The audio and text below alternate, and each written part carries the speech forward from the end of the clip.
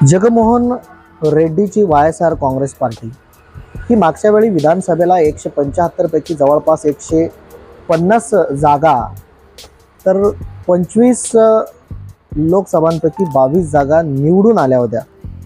या निवडणुकीत वाय.एस.आर. काँग्रेस पार्टीला 17 जागा विधानसभेत आणि 4 लोकसभेत लीडवर आहेत। सर्व साधनं संपत्ती पॉवर सत्ता असलेली ही पार्टी पूर्णपणे सत्तेतून बाहेर गेली आहे। तर वंचित बहुजन आघाडी हा पक्ष कधी सत्तेत नव्हता, नाही त्यांच्याकडे कोणत्याही प्रकारचे साधन संपत्ती आहे।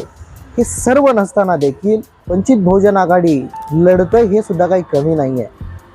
राजकारण हा धीराचा खेळ आहे म्हटलं जातं। एक दिवसात सत्तेत कधीच जाता येत नाही। त्यासाठी महाराष्ट्राची आशा आहे वंचित बहुजन आघाडी लढेल आणि पुन्हा जिंकण्याच्या दिशेने जाईल। त्यामुळे संयमाची हीच खरी परीक्षा